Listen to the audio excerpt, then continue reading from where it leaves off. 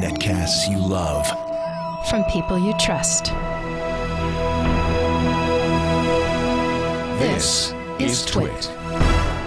Bandwidth for FourCast is provided by Cachefly at CACHEFLY.com. This episode of FourCast is brought to you by Netflix. Watch thousands of TV episodes and movies on your PC, Mac, iPad, iPhone, or TV instantly, all streamed directly to you, saving you time, money, and hassle. For your free 30-day trial, go to netflix.com/twit. What sort of future do you think we're heading for? How will we live as we slip into the 21st century?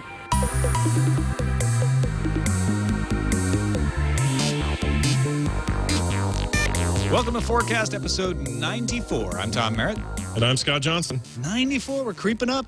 Creeping up on 100. Slowly but surely, Tom, 1 week at a time. We're going to be 100 before you can say 100. How many times have you done a 100th episode of anything? This is probably this would be about the 5th time, I think. That's probably around the same for me. That's scary. Yeah, one of them's Current Geek with you. So, yeah, we're racking up the 100th shows, 100 episodes at a time. At a time. Joining us today on FourCast to help share their insights on the future, Mike TV from the incredible band of amazing awesomeness, Get Set Go. Hello, everybody. Thanks for joining us, Mike. Good to have you. Absolutely, my pleasure. And also joining us, Mike Schramm, editor at Joystick and the unofficial Apple weblog, and senior editor at the incredible podcast of Amazing Awesomeness, Mr. Mike Schramm. Hey, everybody. How's it going? Good to have you along, too, man. Thank you very much. I appreciate it. It's I've been on your podcast, and it was incredible and amazing and full of awesomeness. Well, thank you very much. And I have podcasted with both you and Scott before, but I think I'm only at 200 episodes. And I'm heading for my 3rd, so yeah. I'm not quite as experienced as you guys are, but I'm getting there. I'm working on my hundreds of episodes at a time. It does feel good at the top, Tom. It feels good.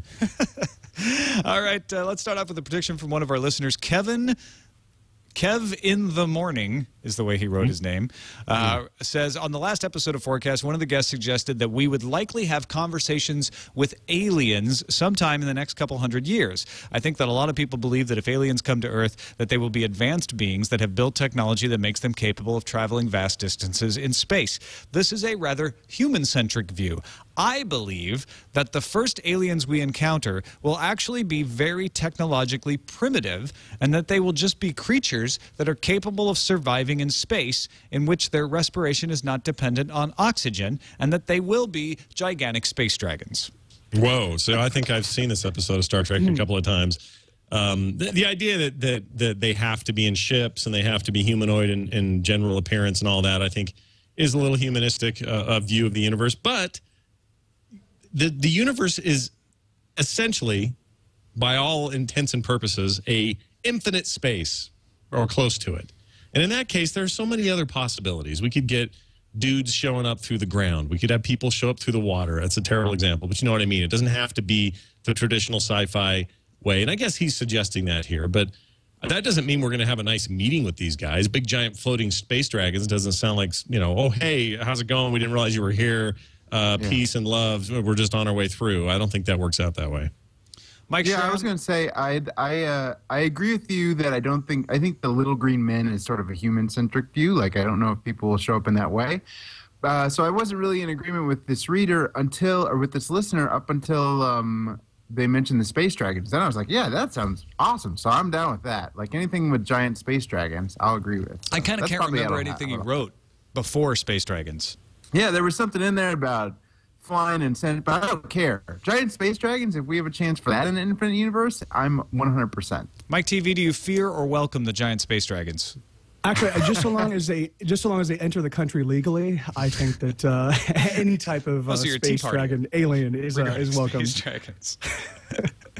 Just none of those illegal alien space dragons. Yeah, that's the thing that I want to make sure we avoid. Gotta watch out for those. All right, send us your predictions, folks. Email fourcastpodcast@gmail.com or post them up at fourcastpodcast.com. Let's get into the predicting, and we'll start with you, Mike TV. Your short-term prediction, things you think will happen sooner rather than later. What do you have for us? All right, so I wasn't certain if these were supposed to be silly or not, so I went with an actually straight ahead one. They can go either way, and they do. Oh, okay. Yeah. So okay. It's yeah. All right. Well, then good, because this one actually I was talking with some friends about there's apparently a classroom somewhere on the planet Earth that is actually using iPads as their principal learning tool. Mm-hmm. Yeah, I've heard of that. Oh yeah, you've heard that. Yeah, I maybe it was just a story recently, but I was thinking that actually the next logical iteration of that would be actually having like digital blackboards that the instructors could actually, as they're basically drawing out their notes or doing whatever, it's getting directly funneled to the iPads. But I was also thinking of, like, it makes sense that they could actually also like put up links and ways in which, like, so here's a movie about this type of thing, and here's a website where you can go for more information, that kind of thing. And I think that the information that we'll be handing to kids from a very early age will be a lot more just interactive in terms of the way that they're able to actually explore that information. I feel a bit frustrated that I'm not in school with an iPad right now, because I think that I might actually have a much better handle on schooling in general. Yeah, this is a great point. My kids are in a situation now where there is a lot of, there's a lot of digital stuff being pushed toward them, and they're doing it with notebooks and other types of devices. They don't have iPads in class yet, but when they're home, they're using iPads, they're using all kinds of computing devices, and I think it's inevitable that education becomes more and more technologically proficient. The real question is, where does the money continue to come from to help that happen? Certainly in the public school era. Do you think, Mike, that your prediction works if there's, with the current state of things, and I don't want to get too political, but what will it take for us as a country or the world as a united bunch of governments to figure out ways to get this sort of tech in the hands of kids? Actually, it's really funny. I was thinking that through as well. And I think that as soon as some enterprising company realizes that the sort of the Walmart of tech goes, you know what? Actually, if we were to produce 1 billion of these for the entire planet, and we were to cut, like economy of scale, I think at that point in time they'd be able to actually drive the cost of manufacturing these things to the point that it would be feasible to get them into even classrooms like the one I grew up in, which is where we had just an apple. I spent the first 3 years just learning how to eat an apple. I see. You mean the fruit. Got it. Yeah. Yeah. So apples we had in my school too. Yeah. Not the Apple computer. We had an apple. I have to say that I, for one, am glad that I didn't have an iPad when I was in school, because I'd be graduating right now with an MBA in field runners. Like, it just wouldn't work out for me at the time. But I agree with you that I think, when I was a kid, it was all blackboards. You really had that chalk, and someone had to wipe off the board at the end of the day every day.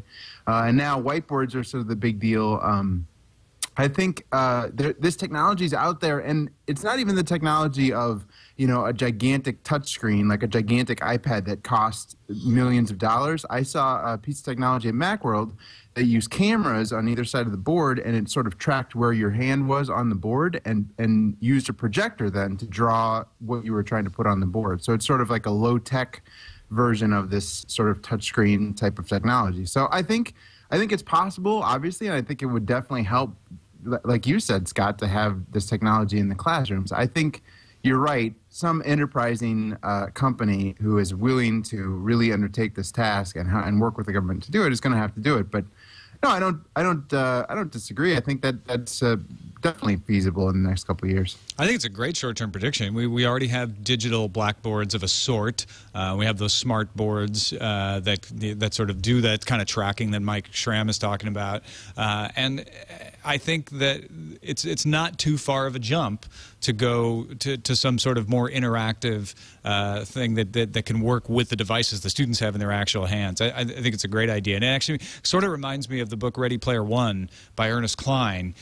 He's going farther out with it and saying we're all in a kind of an MMO universe, and that's where we go to school, is in the MMO. So I think that's a little farther down the road, but it is that kind of first step on that road. It's pretty cool.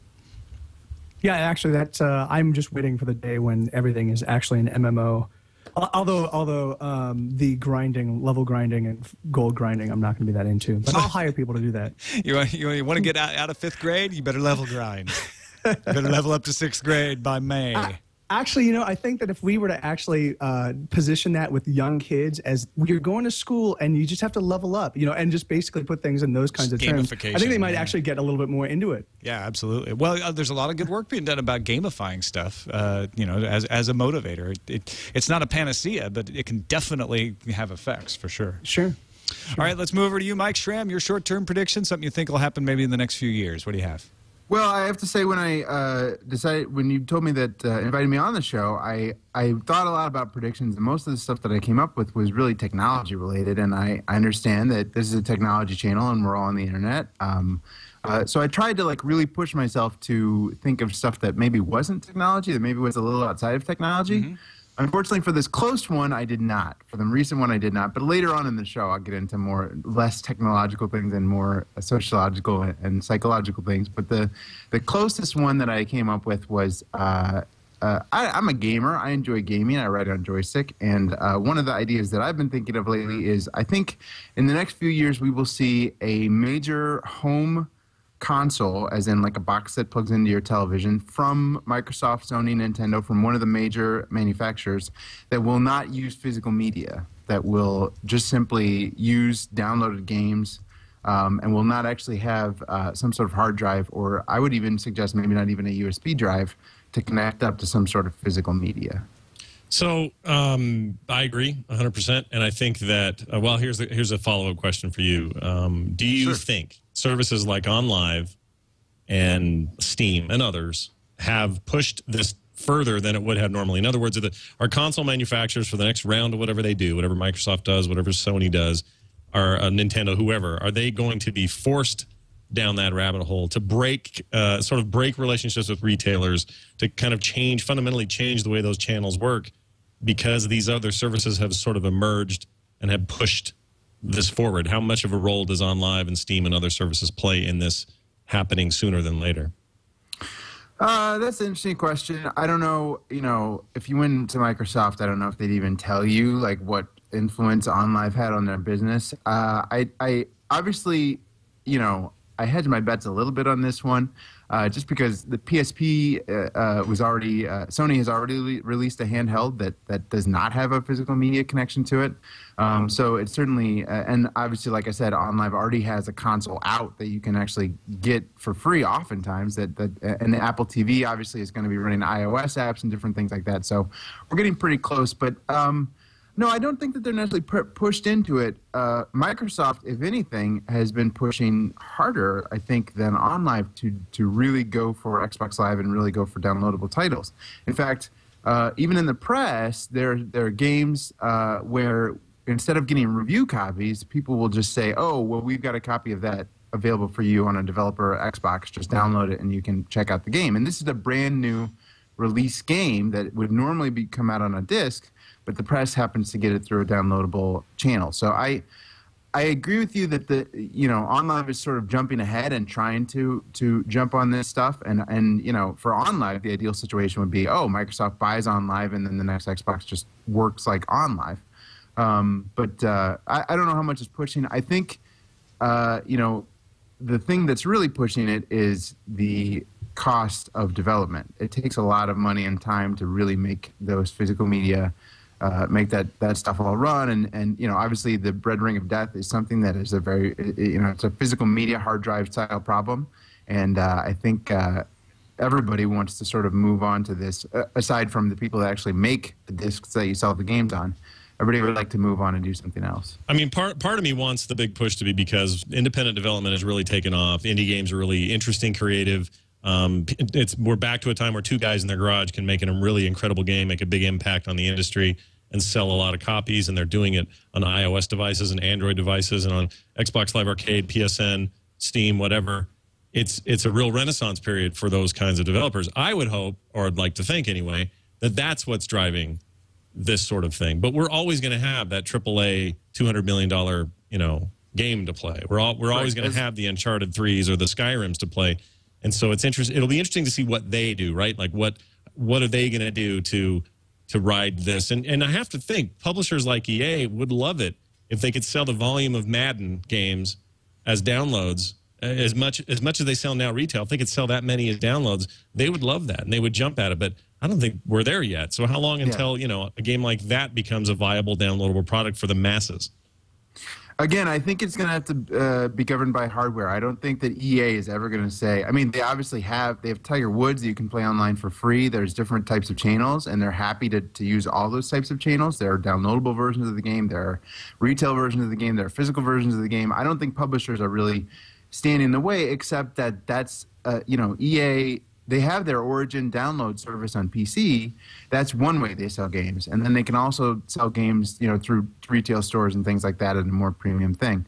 I don't know that the publishers necessarily are standing in the way. I think it's really a consumer thing. As long as Call of Duty is on a physical disc and it remains the best-selling game of all time, then I think we'll have physical discs. But the second that consumers sort of get used to, and not consumers in sense of you or I, who really appreciate these indie games and these brilliant games that are coming up on download-only services, but as long as consumers who don't have to kind of get over that idea of I go to Best Buy on release night, I buy a game, and they get okay with the idea of I can download a game and play it just at the same time as anyone else. So I don't know. It's confusing. I mean, you asked how long? I would say the next generation. I mean, I don't know how soon or how close we are within a couple of years, but yeah, I would think the new Xbox, the new PlayStation, the new Wii, Wii U obviously is going to use physical media, but the next console generation, I think one of these major consoles will not include physical media. Mike TV, does it matter to you whether you play your games on physical media or download them or? Actually, that's really funny, and it works from a couple of different perspectives for me. Like, I actually have a Directive Drive account. I have a Steam account. I've got, and I do most of my gaming. I download most of them just because I don't really want to climb out of my apartment and drive down to the local Fry's or what have you. But also from we just started our own record label, and from a manufacturing standpoint, just being able to remove the cost of actual physical production means that you can spend more money actually developing your product. And so the thing is, I'm totally certain that these companies are dying for the day when they can just send it directly. They can go from this is finished and then let's make it available and cut out all of the middlemen and cut out all of the manufacturing costs and all that. It just means more money going to their bottom line. But yeah, the thing is, it's just a matter of conditioning the consumer to think in those terms. And the thing is, I think that as soon as somebody's actually able to put together sites where people are able to explore the games in a way that's a lot more information rich than they're able to by just going to a Best Buy.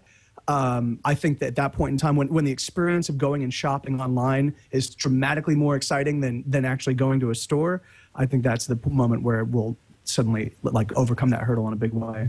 But that's that's what I think. I live in this apartment. I don't get out that much. What do you think, Tom? I know you love the video games. How do you want your games in the future? Yeah, physical media is dead. I mean, I actually still order the collector's edition of stuff with all of the comic books and the books and stuff. And so I think you might still continue to see DVDs of games put out in that manner. But the majority of stuff is going to be digital. I absolutely agree. And it's already there on PS3 and Xbox and Wii. It's just that they have the drives there. And like you said, I think Mike made a really good point about Call of Duty. There's certain games that you're just not going to see move off the optical disc right away. But that'll be the harbinger of when this happens. But yeah, I think it's coming pretty soon. We do need to make sure that the internet service providers provide us proper bandwidth and don't put ridiculously stupid bandwidth caps on things. I think that the gaming industry, the people like Google, who have a vested interest in you being able to get all of their services over the internet, are going to fight on your behalf, not because they give a crap about you necessarily, but they want to be able to sell you stuff. And so I don't think bandwidth caps are going to end up being the big bottling factor. Some people in the chat room are like, this will never happen because of bandwidth caps. I think that problem will be solved, and it just makes sense that this is the way we're going to go. I think the question would be whether it'll be a streaming on live thing that'll be more popular, or I download it and have it on my hard drive and have to have storage. I think there's some I can't quite see where that's going. That's a question of channel. Yeah, I agree. And the other thing is, and some people in the chat channel are talking about not being able to lend digital games to your friends. I mean, that's true, but there's ways to do that on Steam. I've got a free copy of Portal, by the way, if anybody needs it, that's still sitting there that I haven't used. But for publishers too, publishers are so angry at used game sales and GameStop, and this is something that gets rid of completely. So the question is, how many used copies of a game sells versus how many actual new copies would sell if it was only digital. So I think in general, publishers and console providers are both sort of pushing in this direction. Like I said, this is something that's right around the corner in terms of the mass market, in terms of the major thing. And actually, if I can contribute to I think regarding what Tom was talking about, regarding whether people will download them to their system or whether it'll be, I think once they're able to run the game flawlessly via the internet, I think at that point in time people will be like, I want to keep my hard drive clean.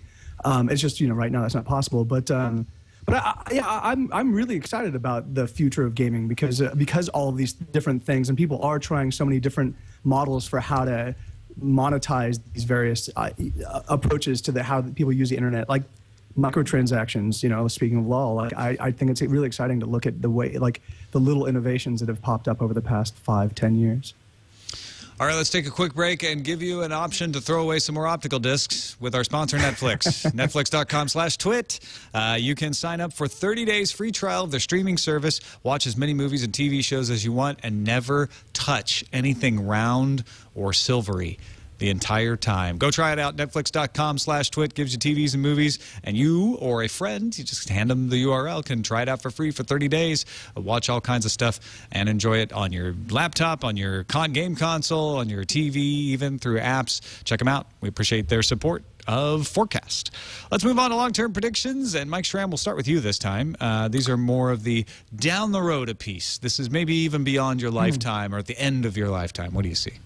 Yeah, like I said, I really tried my best to steer away from technology because I feel like technology is something that, a lot of people are thinking about. It's changing so quickly, so it's sort of... And as you pointed out, this is a technology network. Why would we want to talk about that? Well, still, but I think it's more interesting to not only look at, we're going to have things we can implant in our heads, but look at how does that change our society and what will really happen in terms of the way that we interact with each other. The prediction that I ended up coming up with, and again, this is the problem is I am mostly familiar with technology, so this is probably getting into a realm that I probably shouldn't get into much. It's pretty close to politics. I think that in the next 100 years, we will see sort of the end of what I'm calling the American era.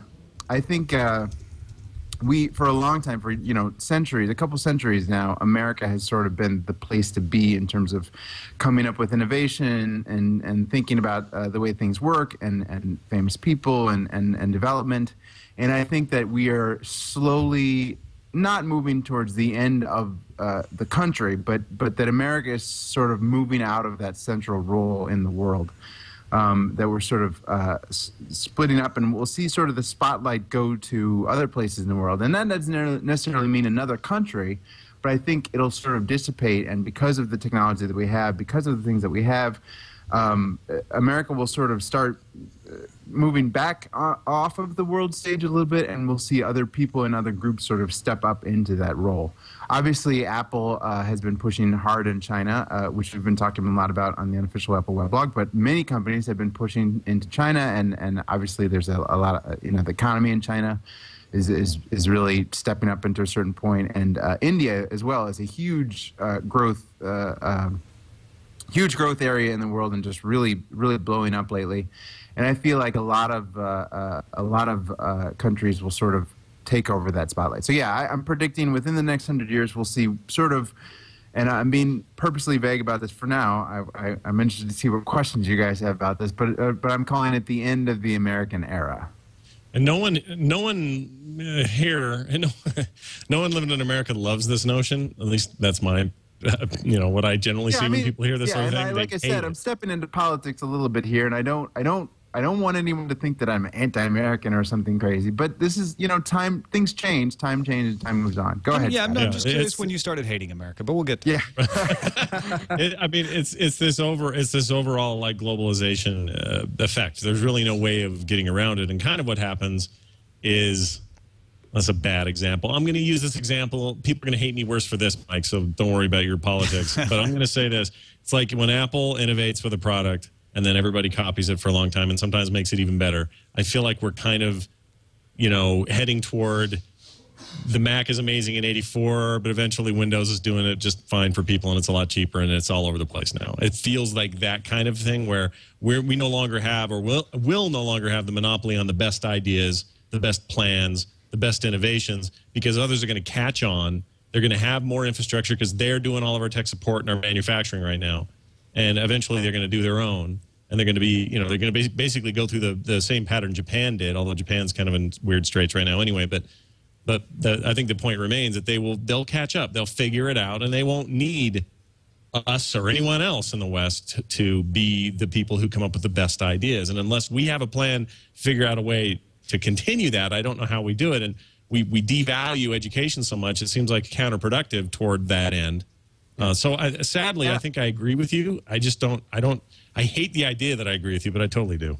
Well, I don't necessarily even mean it in terms of a competition. I mean, I think like I said, for the past couple centuries, back to maybe railroad style era, the 1800s, a lot of the biggest and best ideas have sort of come out of the United States, just because that's where the science is happening, that's where the money is. And I think in the future, in the next 100 years or so, we'll start to see like a really amazing idea for health come out of China, or really a brilliant way to do something technologically come out of India. Like it won't necessarily be that the center of culture moves around, or someone's making more money than someone else. It'll just sort of be because innovation. Yeah, Talon in the chat channel says innovation, and that's a good word for it. Like innovation will sort of spread around a little bit and not be so America-centric, which I think it's been for the past couple centuries or so. Before that, I would argue that it was a European era. Before that, we can go back to like, you look way back at like Roman era and that sort of thing. Like I feel like the center of the world has sort of moved around a little bit, and I think it will sort of not leave completely, because obviously people are smart and they'll always be working on cool stuff no matter where you are. But I think it'll sort of spread around a little bit to other countries. There's a standard historical school of thought that everything does go in eras dominated by particular countries. And the United States has been dominating the recent era, but we're near the end of that era. Before that, it was the United Kingdom. Before that, it was France. There's arguments that it was Mongolia before that, and then Rome.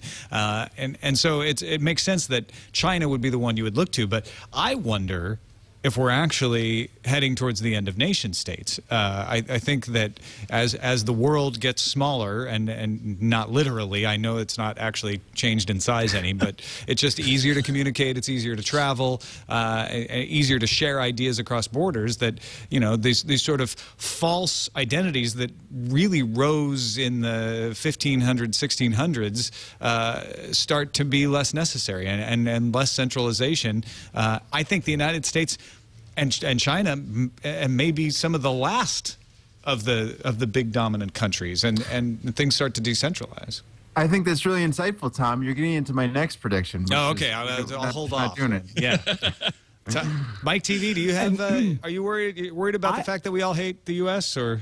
Well, actually, I think that this whole conversation is sort of moot, because once the space dragons arrive, it's all over. Then it's going to be thought of that too. Actually, that's centric, civilization. But actually, I've felt that way for a long, long time. That really, it's going to be like. It's always been this way. Whoever has and government is effectively just another sword point for money and power. And the thing is, and those that have the money and power are going to be the ones that determine the course of human civilization. And so I think that it's going to.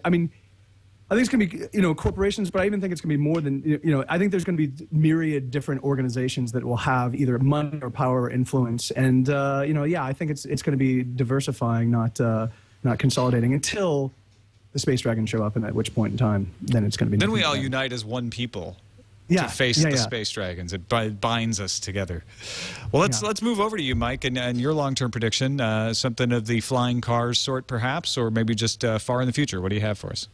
Actually, this is it starts about 50 years from now, but then continues into the end of time. And I was watching a TED Talk on life extension technologies, and they were talking about the fact that within something like 25 years, they think they're going to be able to sort of freeze your age. and keep you from maybe it was 50 years, but I think it was 25 years. Within 25 years, they'd be able to freeze 50, your I'll be age. 90. Yeah, I'll be able to yeah, freeze my age.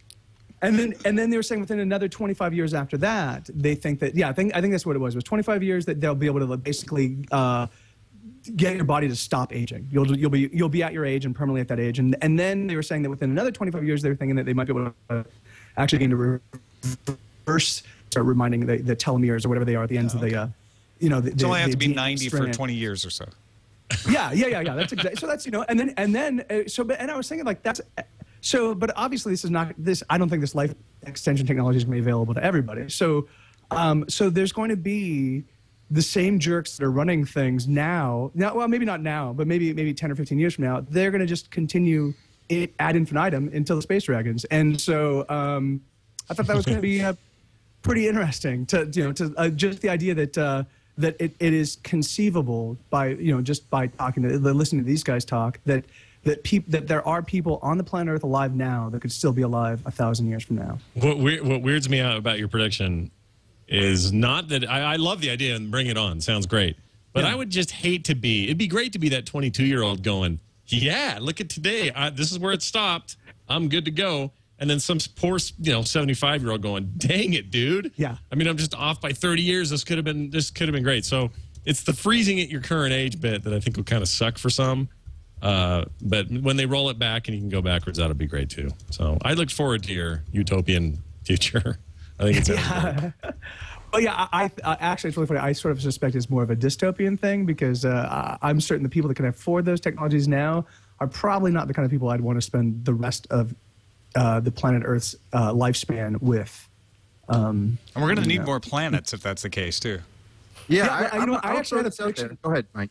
Oh, no, I had a prediction regarding that as well. That was going to be my other one in case somebody happened to randomly stumble upon the life extension technologies because, but anyway, but yeah, I don't want to intrude. So I was just going to add, it's really fascinating because I just read a book called Wired by Douglas E. Richards. It's a book that I found on Apple's iBook store. It's only like $1. Like I think the guy just published it himself. He had written some young adult stuff and he wrote this book called Wired.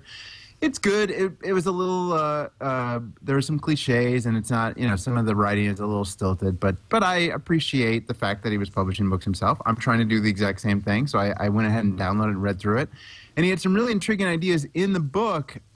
They in fact create one of the characters creates a life extension technology, and then they start to think about the consequences of extending human life. And he actually goes through a lot of, as you said, dystopian type things, like terrible things. Like we have for so long, there it is right there. We have, or no, that's not it. That's about some TV show or something. I don't think that was the right one, Tony. Douglas Sorry. Richards is the writer. That's okay. Nice try though. But no, he talks about for so long we've depended on this age, and not only do you get into things like overpopulation and resources, but things get even worse from there. You sort of the Earth can only handle so much, and obviously food issues get worse and worse, and health issues get worse and worse. And I don't remember all the things that he listed, but there's a good few pages where he just talks about how terrible it would be if we actually could extend human life to a certain extent. And then a little later in the book, this might be kind of a spoiler, but I won't ruin it too much. But a little later in the book, they talk a little bit more about it, and then they decide that the one thing that could prevent a lot of those things from happening, the one thing that could allow us to extend life, is spreading out, is going out into space and actually creating more room and sort of extending the chance to begin again on a new world. Exactly. Well, the idea is right that you would preserve the minds of great visionaries who could figure out how to get us that far because they lived long enough to pursue it to the extent that they could actually get out there, colonize other planets, figure it out. Instead, we kind of have this 70-year average cycle that just keeps putting us in the ground. And so I love this idea from a very selfish reason. I want to be around. I want to see stuff. I want to see what mankind comes up with beyond my normal time. And so mine's a selfish one. But while there are risks inherent in any sort of population shift of any magnitude, I think we would figure out ways to deal with it. I mean, it would either be, sure, there may be a period of a bunch of death and a bunch of sort of abject poverty and all kinds of horrible stuff, but we would figure a way out of it eventually. I mean, that's my positive take today. Poverty, but disease. we actually misery. have a song that addresses this called "Cannibalism is a Cure," and and it's really easy. There's your food supply, and that's your food supply. It deals with the population problem, and and the great thing is that if you have really elderly people, you're going to have to assume that they're going to taste pretty excitingly interesting. All right, Spicy. so there you go, Maybe a little Tom. gamey. You can live forever, Tom, as long as you eat people. Yeah, small price to pay. As long as I get to pick. Yeah. There was actually a hilarious website put up this week as part of the Occupy Wall Street protests on how to properly cook and serve the rich. And what kind of rich people have what kinds of flavors, what kind of sauces you should use. Awesome. Awesome. It was totally parodying like a food channel type website, like a cooking website with like pictures of happy people in the kitchen, just cooking up their rich people. And I bet they would be delicious. I wouldn't want to disparage it until I try it. Properly aged and seasoned, yes. Old rich guys taste pretty good. You got to watch out. Occasionally, you'll get one that's like all full of Coke, and you don't want that one. You got to spit that guy out. But you think somebody that's been steeping their liver in brandy for 40 years, like that's kind of a pretty tasty liver. It's sort of a nice pate. Yeah. All right, I think we've strayed into crazy ass prediction territory already. So why don't we stay there? And Mike TV, give us your crazy ass prediction. I didn't. You know what? I didn't realize. I thought it was my crazy ass prediction. You said you had another prediction lined up. So yeah, you're right. Okay. In fact, this does get crazy, and when you extrapolate all the way to its end permutation. So you guys know about John von Neumann? He's the guy that created game theory. Yeah. He had this idea for something called the von Neumann machine, which was basically, and this was his idea for how we could actually deal with space travel. And basically, what it was is you would create a rocket, and inside the rocket would be filled with robots and you'd launch the robot off to some planet, and the robots would climb out, and they would create a human sustainable environment, and then they'd create a new rocket, and they'd launch that rocket off to the next planet, and it would just basically go and populate. And pre-set up each planet for use by humans. Oh, I love that. Yeah, and it's an awesome idea. And the thing is like, and it would be perpetually self-sustaining. And they would modify their needs. And he actually writes about it a little bit. I forget where a friend of mine by the name of Eric Wujcik, who he's a role-playing game designer, but he was the guy that turned me on to this. But I was thinking about that, and I was thinking that ultimately, as we look at the development of AI and just computers that are able to sort of approximate human thinking, I was thinking that at some point in time, as these robots are doing this, they're going to be, wait a minute, why are we building these things for human beings?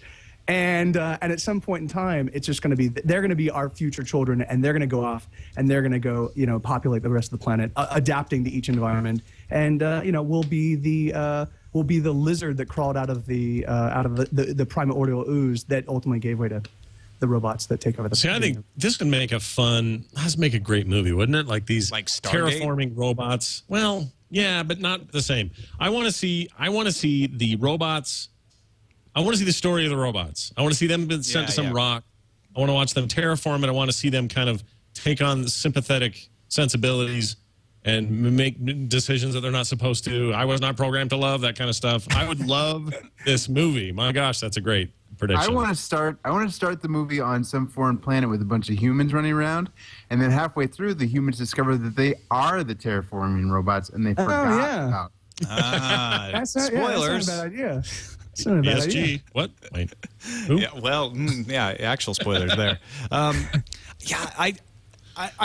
wondering if the robots just sort of come to their realization and then just start making the planets for them, or if they just get a little vengeful about it and like, we've been duped this whole time, and then they start making like planets that look good until you land, and then it's like you find out it's full of poison gas, or you can't eat anything, or they're like traps to kill off the humans. Or they design rockets, human rockets filled with robots, and the human would land.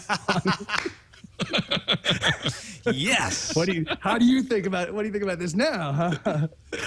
Tamed space dragons, riding around on tamed space dragons. Yeah. That's what the space dragons are. They're just huge human rocket ships. Awesome. Yeah. I think we figured it Right. out. I think this is all right. So 1,000 years from now, hopefully we're all around. I'd like to propose that 1,000 years from now, if all four of us are still around, we get back together, and then we, just look at these predictions, and we'll be like, yeah, obviously the space dragons showed up. Right. They were human robots. Well, I will see all of you October 11th, 3011. All right. I'll still be the See you same then. age. That's a that'll date. stay. Yeah. It's a date. Let me see if does my iCal go forward that far? Let's you know what? Let's go to Mike Schramm's crazy ass prediction while I see if I can create an event in 3011. I like Web 9721 in the chat channel says his crazy prediction is a World of Warcraft movie. I hope that happens someday. It's kind of a crazy prediction, but Yeah, that's crazy talk. but mine follows off of what I was talking about before, what we were talking about before. I think, like I said, I think that the spotlight for the world and innovation is sort of moving around and may move away from America. But I'm also borrowing this from Neil Stephenson, who is obviously a brilliant author. And if you have not read Snow Crash, you should. And if you haven't read The Diamond Age, which is sort of a pseudo-sequel to Snow Crash, you should. It's 100% incredible, and I think it's dead on in terms of the thinking about the future.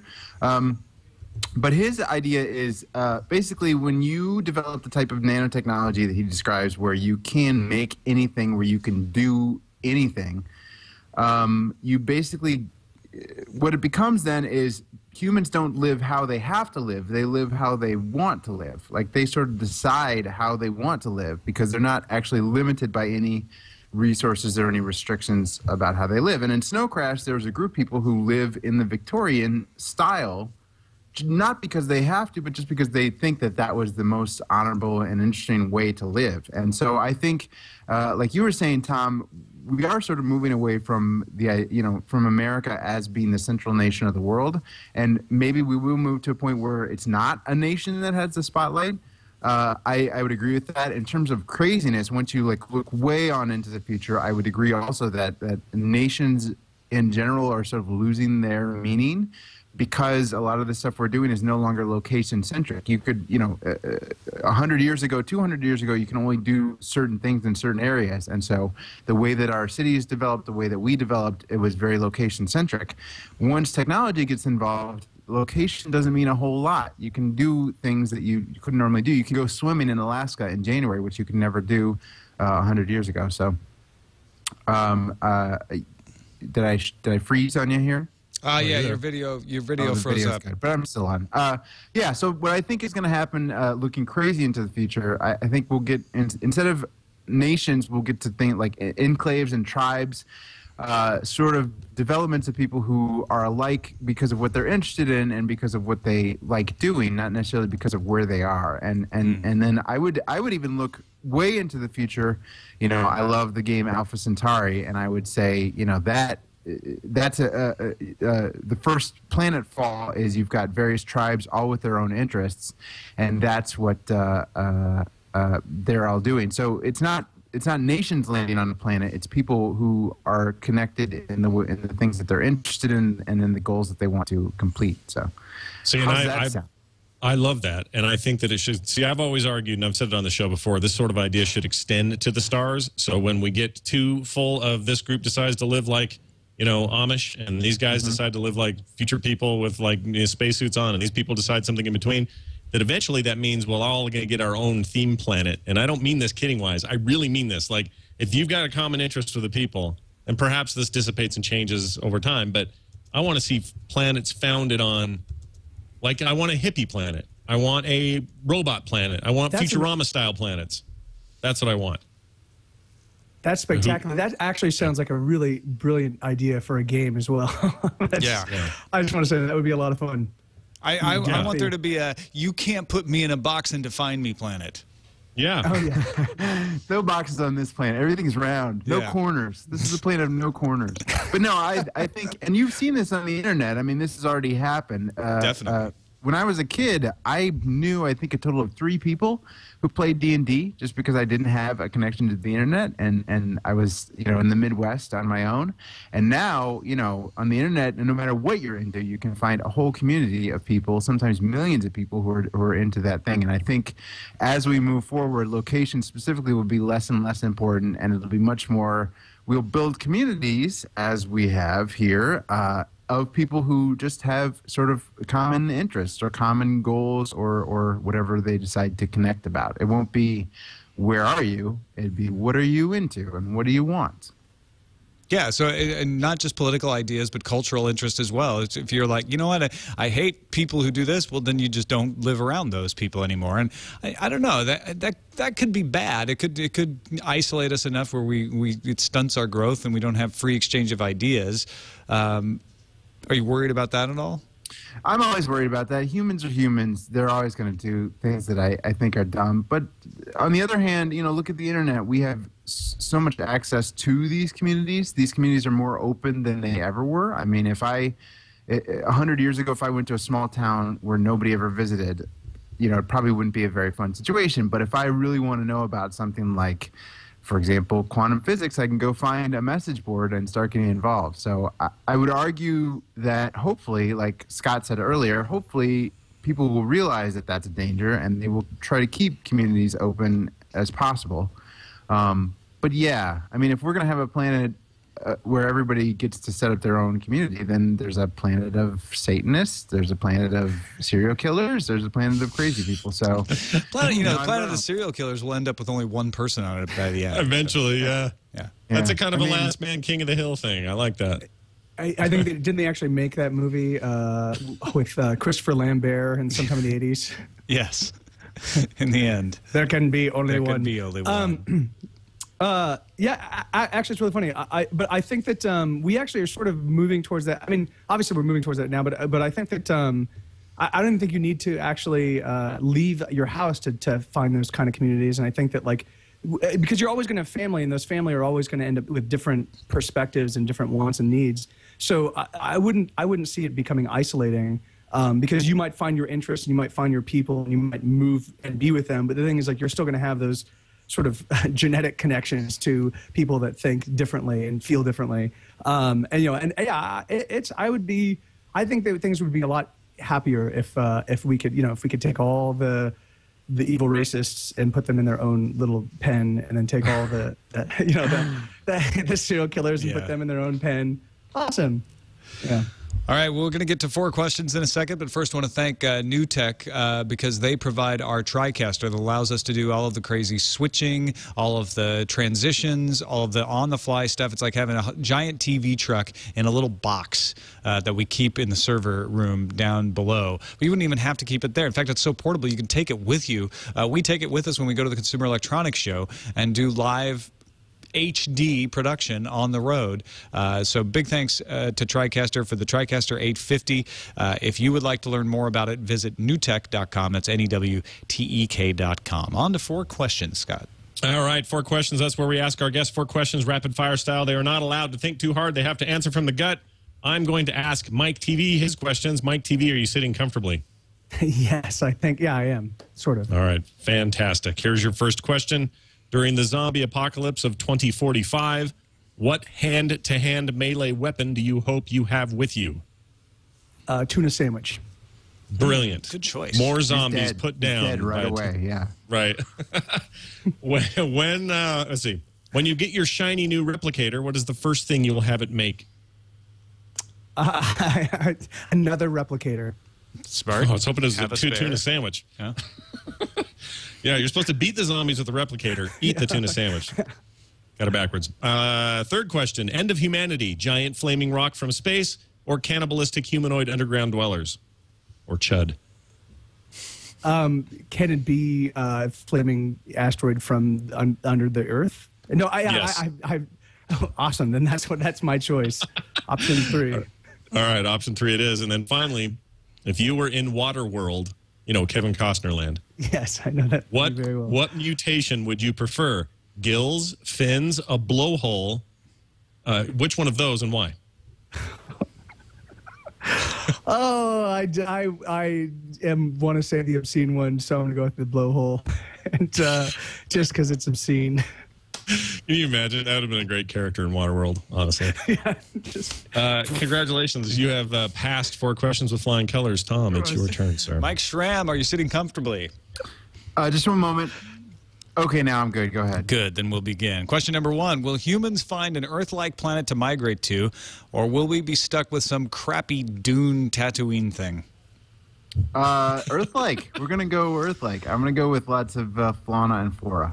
Thank goodness. Of course, we're going to need 150 fauna planets. Sorry. Go ahead. One. Sorry. Yeah. I like Tatooine. It's a good planet. Question number 2. What will be the first massively selling robot that has some interactive abilities, not a dumb Roomba type? The iFriend. The iFriend from Apple. Yeah. It'll be great, and it still won't have flash.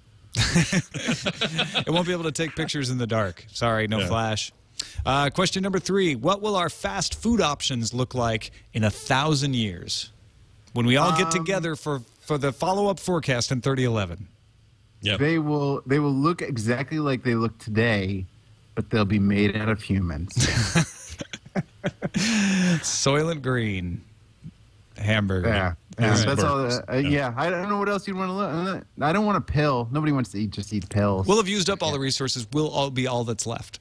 Yeah. And question number 4, will the first aliens we meet be bipedal, tripedal, or something totally different?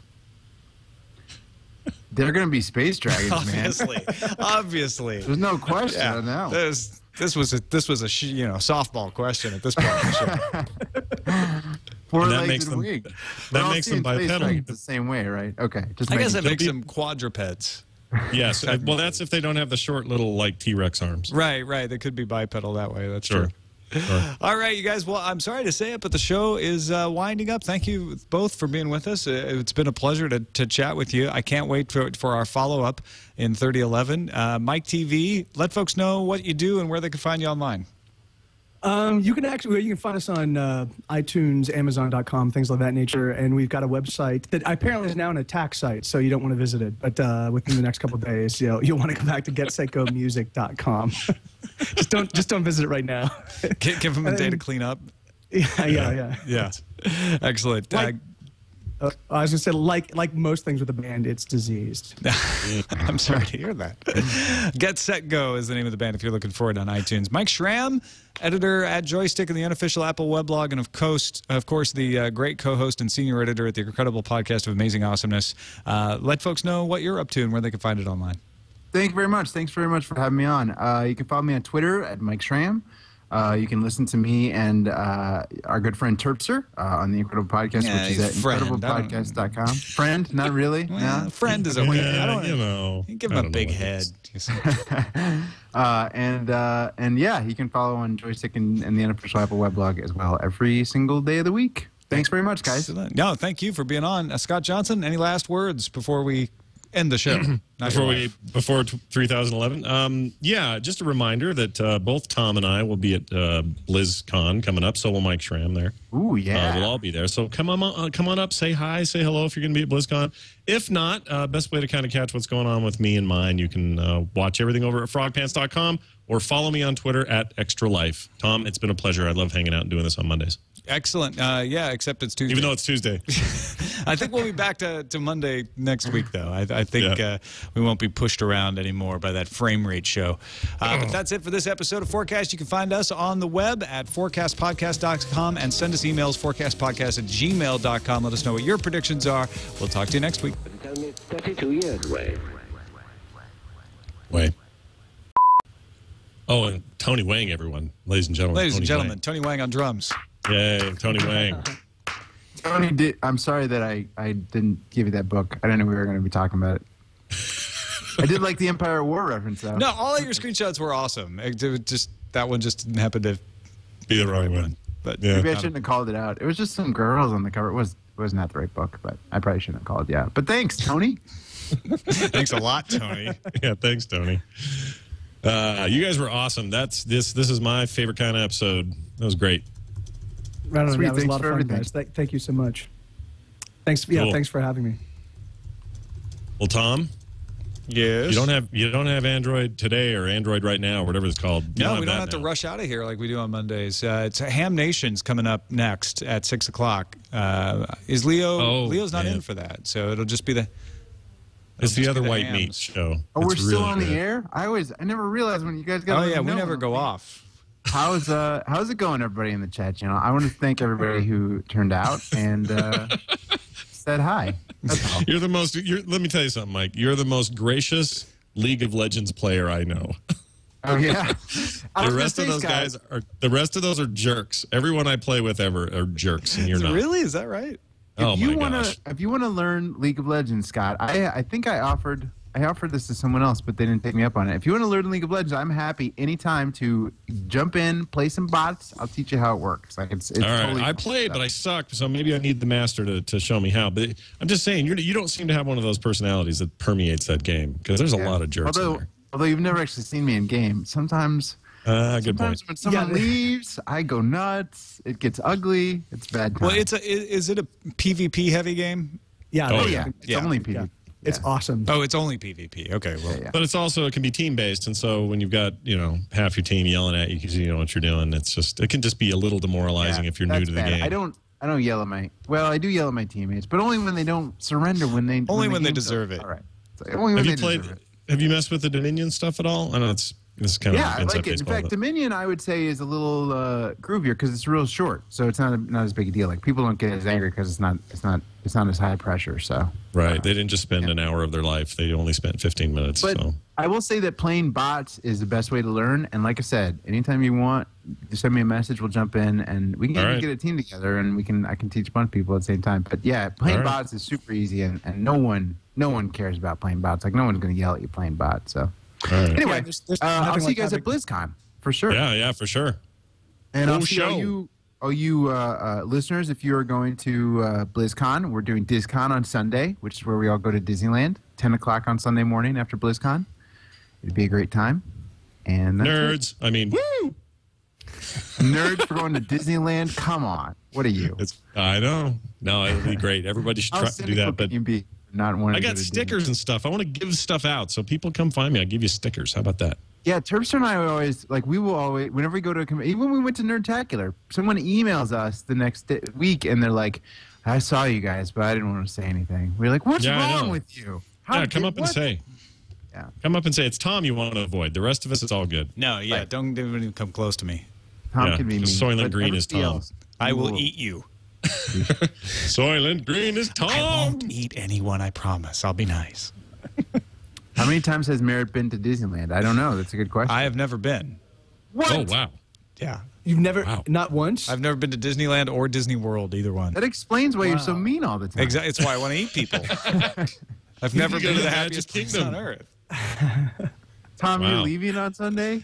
From BlizzCon? Yeah, I'm not sure what time Gotta we're come. leaving. You gotta come to Disneyland. All right. It's the happiest place on earth. It's up to you. You do whatever you want, but you gotta come. Is there a bar? There is a bar at Disneyland. There are bars all Yeah. over No, it's that a long, place. sad story why I never went to Disney World. I never went to Disneyland because we lived out Illinois way, so Disney World would have been the closer one. But Ooh, I like do how tell when the show stories ends about on Twit, it goes to the documentary style. Yeah. I don't know what Tony's doing there. It's like NYPD Blue in here. It's like Arrested Development in here. Okay. I am getting told that I am needed elsewhere, so I'll Thanks, everybody.